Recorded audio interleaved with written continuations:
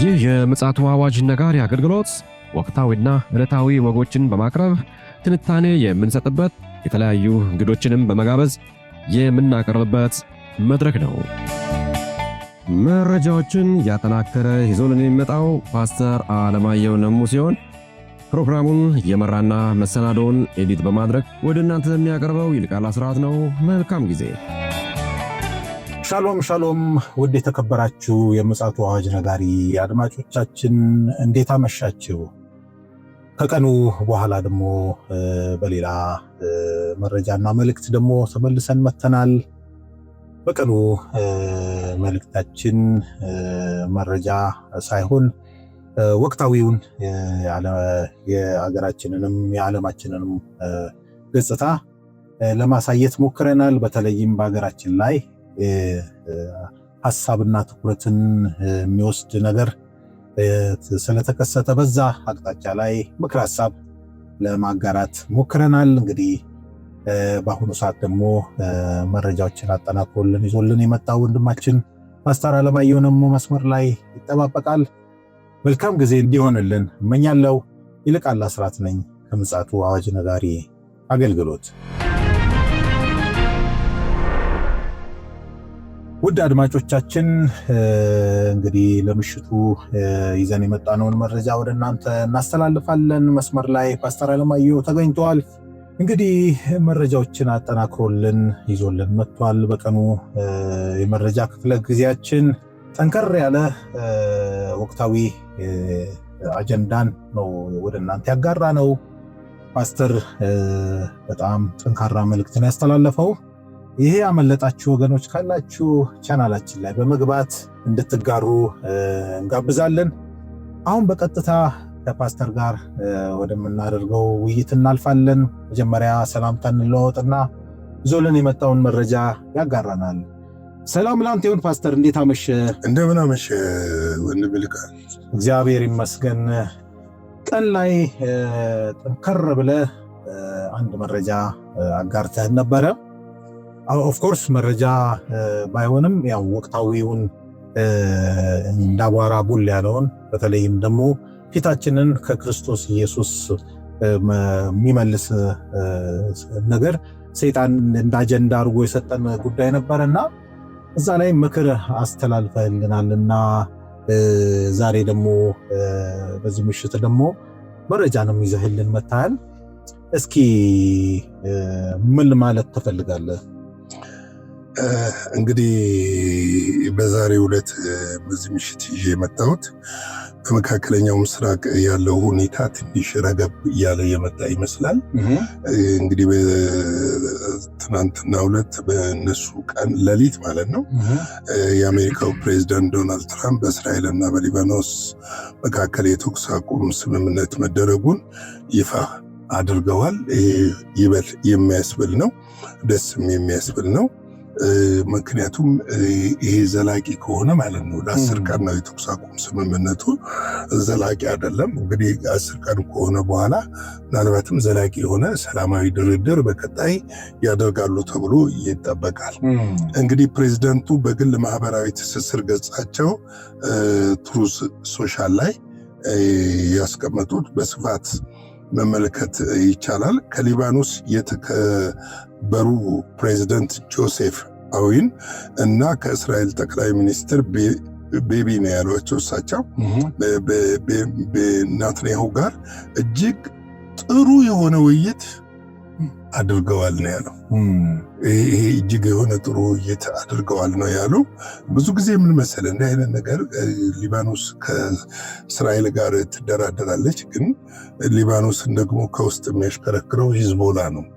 ሂዝቦላ ደግሞ ብዙ ጊዜ የሊባኖስ መንግስት ውሳኔዎችን በመጣስ ይታወቃል፣ ባለመቀበል ይታወቃል። ያው እንደውም አንድ ወቅት እኮ እርስ በራስ ጦርነቶች ሁሉ ቤይሩት ውስጥ እስከመደረግ እዛው ሊባኖስ ውስጥ እስከመደረግ ተደርሷል። የቆየ ቢሆንም እንግዲህ ትራምፕ አክለውም እነዚህ ሁለቱ መሪዎች በሀገሮቻቸው መካከል ሰላም ለማምጣት ሲሉ የተስማሙትን ስምምነት በይፋ ነው ተኩስ አቁሙ የተፈራረሙት። እንግዲህ 10 ቀናት የተኩስ አቁም ለማድረግ ተስማምተዋል ሲሉ በግልጽ ገልጸዋል።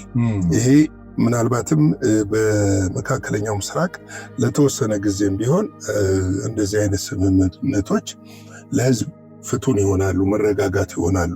ነገር ግን አንድ በጣም ማወቅ ያለብን ነገር እነዚህ አይነት የተኩስ አቁም ስምምነቶች ብዙ ጊዜ ለወታደራዊ ስትራቴጂ ቆም ብለህ እንድትገመግምና ጦርነቱ ላይ የጎደሉብህን ሎጂስቲኮች፣ ትጥቆች፣ የጎደሉ ወታደሮች ካሉ፣ የቆሰሉ የሞቱ ምናምን ካሉ፣ የተጎዱ የጦር መሳሪያዎች ካሉ የምታድስበት እንደገና አቅምህን የምትገነባበትን ጊዜ ለመውሰድ ሲባልም አንዳንድ ጊዜ እንደዚህ አይነት የቶክስ ስምምነቶች ይደረጋሉ። እንግዲህ ይሄ ድርድር የተጀመረው ማክሰኞ ዕለት ነበረ። ከ34 ዓመት በኋላ ለመጀመሪያ ጊዜ ዋሽንግተን ዲሲ ውስጥ ከታላቅ የውጭ ጉዳይ ሚኒስትር ማርኮ ሩቢዮ ጋራ ተገናኝተዋል። እንግዲህ ያሉት ፕሬዚደንት ትራምፕ ምክትል ፕሬዚደንት ጄዲ ቫንስ እና የውጭ ጉዳይ ሚኒስትሩ ሩቢዮ ከጋራ ጦር ኢታማዦር ሹሙ ዳን ሬዚኒ ካያ ጋር በመሆን እስራኤልና ሊባኖስ ዘላቂ ሰላም ላይ እንዲደርሱ በጋራ እንደሰሩ አቅጣጫ አመልክተዋል። እንግዲህ በመጨረሻም ይሄ ሰላም እንግዲህ ያጽና የምትለው ነው። ምናልባትም እኔ እንግዲህ በቀጣይ የሚቀርቡ ድርድሮች ስለ መቅደሱ ሊሆን ይችላል፣ እንደሚሆን አልጠራጠርም። መቅደሱን ስለመገንባት ሊሆን ይችላል። ምክንያቱም መቅደሱ እንዳይገነባ ብዙ የአረብ ሀገራቶች አይፈልጉም። የራሳቸው ኢየሩሳሌም የሁለተኛዋ ልክ እንደ መካ መዲና ሁለተኛው የሶስተኛው የእንትን ሀገር ነች ብለው ቅዱስ ከተማ ነች ብለው ነው የሚያስቡትና ምናልባት ይሄ ጦርነት እንግዲህ በዓለም ዙሪያ ያሉ ጦርነቶች መፍትሄና ታላቅ እረፍት የሚሰጥ ነው ተብሎ ይታሰባል። እንግዲህ እነዚህ ነገሮች እንደዚህ እንደቀላል የምናያቸው ይሁኑ እንጂ ይሄ ጦርነት የሚቆም ከሆነ በተለይ በእስራኤል እና በሊባኖስ መካከል ያለው ነገር የሚቆም ከሆነ ምናልባትም የቀጠና አሁን ያለው ሌላ ትኩሳት የሚሆን ነገር ቢኖር የሚሆነው ምንድን ነው? የእስራኤል መስፋፋትና ዌስት ባንክ ላይ መንደሮችን መመስረቷ ምናልባትም በአውሮፓና በእስራኤል መካከል ሌላ ትልቅ ፍጭት እንደሚደርስ ይጠበቃል። እንግዲህ በእስራኤል ሊባኖስ መካከል የተደረገው የተኩስ አቁም ስምምነት እንዲሁም አሜሪካና በኢራን መካከል የተካሄደ ያለው የሰላም ድርድር አስመልክቶ በቴህራን ከሚገኘው የመካከለኛው ምስራቅ ስትራቴጂክ ጥናት ማዕከል ከፍተኛ ተመራማሪ ከሆኑ አባስ አስላኒ ጋራ አልጀዚራ ቆይታ አድርጎ ነበረ። እንግዲህ አልጀዚራ ቆይታ ምንድነው? ቀደም ሲል ፕሬዚዳንት ዶናልድ ትራምፕ በኢራን ላይ የተከፈተው ጦርነት በጣም በቅርብ ሊያበቃ ይገባል ማለታቸውን ተከትሎ ድርድር ለማድረግ እና ጥሩ ውጤት እያመጣ እንደሆነ እየተነገረ ነው ያለው። እንግዲህ እንደምታውቀው በትናንትናው ዕለት እኛም ጠቆም ለማድረግ ሞክረናል። የፓኪስታን ከፍተኛ የጦር መኮንኖች ቴህራን ገብተው ከቴህራን ከፍተኛ ባለስልጣኖች ጋር ተደራድረዋል። እንግዲህ የተለወጠ ነገር ኢራን ያቀረበችው ምንድን ነው የሚለው የድርድር ሀሳብ ምንድን ነው የሚለውን ስንመለከት ለ5 ዓመት ዩራኒየም ማብላላቷን እንድታቆም ነው እና ይህም መነቃቀል የሚለውንና ሙሉ ለሙሉ ማቆም የሚለውን ለዘብ ያለች ይመስላል አሜሪካ። ይሁን እንጂ ሌሊቱን ትራምፕም መግለጫ ሰጥቷል። ይሁን እንጂ እስራኤል አሁንም ይህንን ጉዳይ የምትቀበል አይመስለኝም።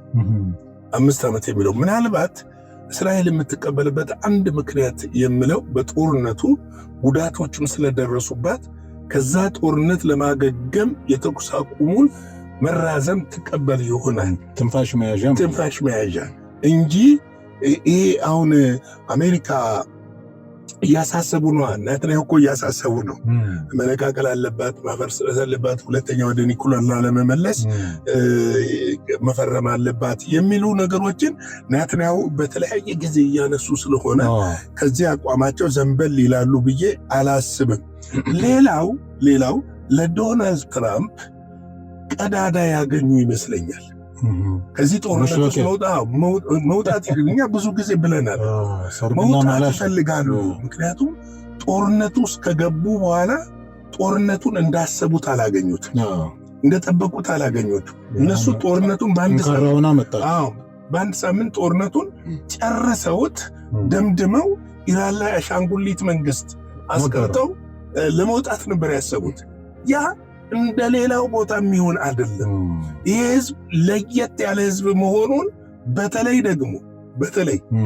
ከዚህ በፊት ማንስቸዋለሁ፣ ድልድዮቹን መሰረተ ዋና ልማት ይሄ ቀን ማክሰኞ ብለው ነው እንደውም ቀኑን 6 ሰዓት ጀምሮ የድልድይና የምናምን ቀን ነው ብለው ያወጁትን ህዝብ በሚሊዮን የሚቆጠር ህዝብ ወጥቶ መሰረተ ልማታቸውን መታደጋቸው ማየታቸው ምን ያህል ጠንካራ እንደሆነ አሳውቋል። ሌላ ብቻ እኮ አይደለም እኮ ፓስተር፣ ከኢራን በስተጀርባ ያሉት ቻይናና ሩሲያ እንዲሁም ደግሞ ሰሜን ኮሪያ ጌሙን የለወጡት ይመስለኛል እና ትራምፕ ይህንን ያስተዋሉ ይመስለኛል።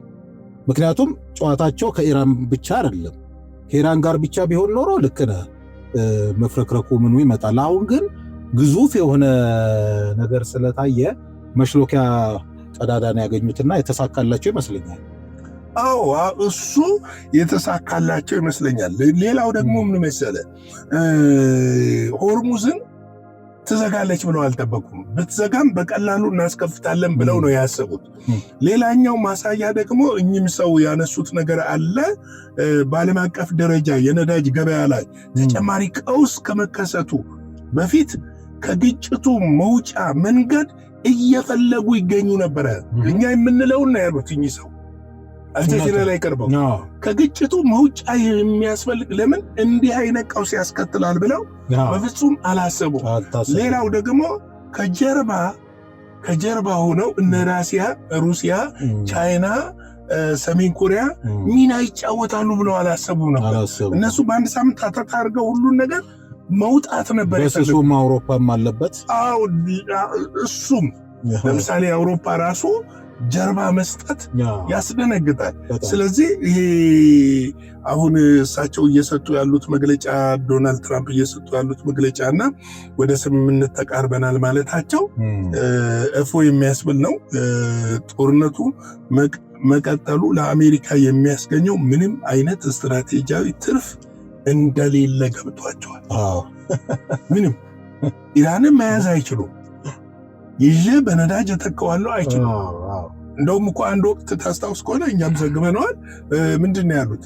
የመካከለኛው ምስራቅ ሀገሮች፣ እነዚህ የገልፍ ሀገሮች ለጦርነት ያወጣውን ወጪ እነሱን ለመከላከል ያወጣሁትን ወጪ መሸፈን አለባቸው ነው ያለበት። ይሄንን ይተውታል ብለህ አታስብ። አይተውትም። በታሪክ አይተውትም። በተለያየ መንገድ ስልት እቺ ለጦርነት ያወጧትን ወደ ስንት $100 ቢሊዮን ወደ ያንን እንደው በነጋዴ ሂሳብ ይቀበላሉ ብዬ እና በድርድሩ ምንም እንኳን አንድ መሻሻሎች ቢታዩም አሁንም መጥበብ ያለባቸው ክፍተቶች አሉ። ልዩነቶቹ አሁን እንደቀጠሉ ናቸው። ይሄ መታወቅ አለበት። ልዩነቶቹ አሁንም እንደቀጠሉ ነው ያሉት። አስላኒ ኢራን የባህር ላይ እገዳዋን ጨምሮ በአካባቢው ያለው የአሜሪካ ወታደራዊ እንቅስቃሴ በቅርብ እየተከታተለች መሆኑን ጠቁማለች። ወቅታዊ ሆኖ ሲገልጹ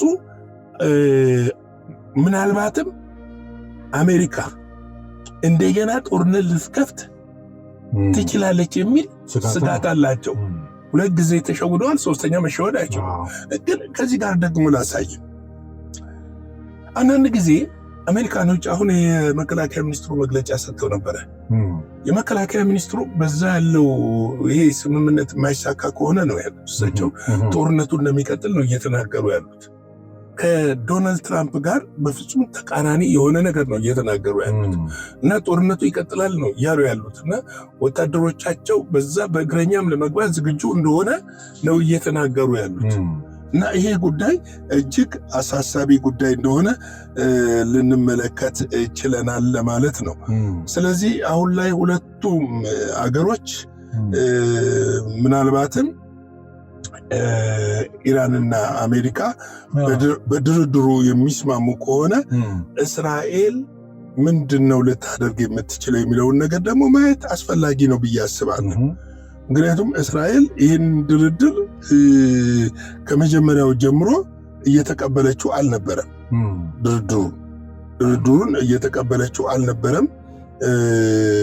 ስለዚህ ይህን ድርድር የሚስማሙ ከሆነ እስራኤል ጦርነቱን ትቀጥላለች ወይንስ አሜሪካ በተስማማችበት ድርድር ያንን ስምምነት አድርጋ ትቀጥላለች ወይ የሚለውን ነገር የሚታይ ጉዳይ ይሆናል። እዚህ ላይ መነሳት ከተቻለ የአሜሪካን ምክር ቤት የሴኔት ምክር ቤቱ ያጸደቀውን ነገር እንደው መነሳት ከተቻለ፣ ምክንያቱም በጠባብ ድምፅ ብልጫ ነው ለዶናልድ ትራምፕ ድጋፍ የተሰጠው። እንዲያውም ከዚህ ቀደም ድጋፍ የነፈጓቸው የሪፐብሊካንም የሆኑ የዴሞክራት ተወካዮች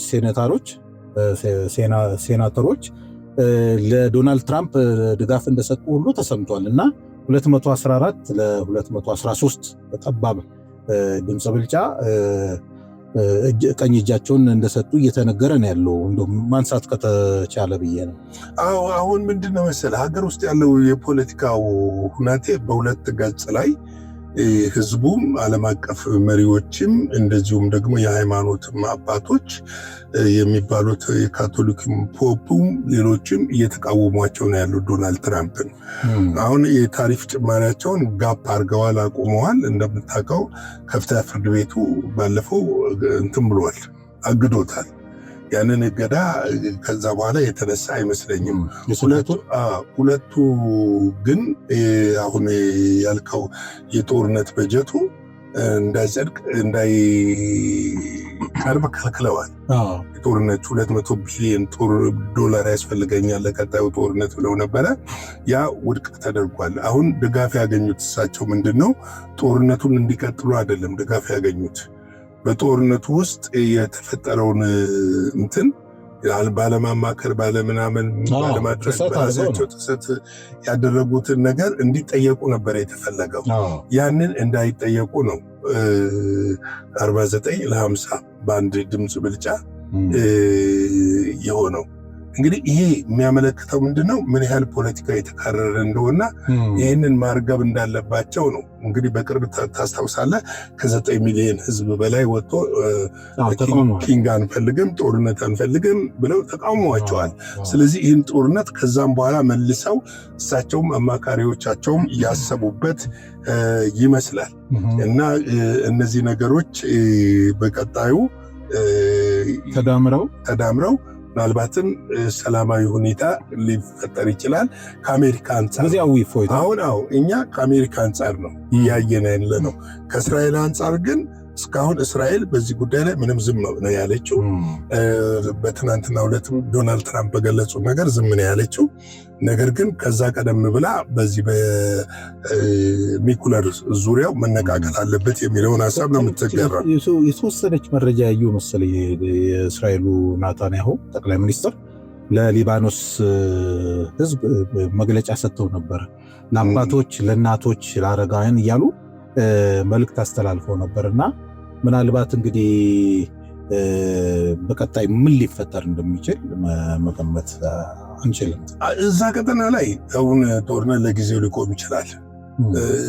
ምናልባት ወደ ድርድሩ ሲገቡ አሁን የተኩስ አቁም ስምምነት ነው እንጂ ድርድር አይደለም ያደረጉት። ለምሳሌ ደቡብ ሊባኖስ ከወንዙ ወደዚህ ያለው ይገባኛል ባይነች እስራኤል ይህንን ሊባኖስ አሳልፋ ትሰጣለች ወይ፣ ሂዝቦላ አሳልፈው ይሰጣሉ ወይ፣ አርፈው ይተኛሉ የሚለውን ነገር ስትመለከት አይመስለኝም። ሁለተኛው መቅደሱ ላይ የሚነሱ ጥያቄዎች ሊኖሩ ይችላሉ። ይህንን ዋናው አስኳል እሱ ስለሆነ ይህንንስ ይቀበላሉ ወይ የሚለው ነገር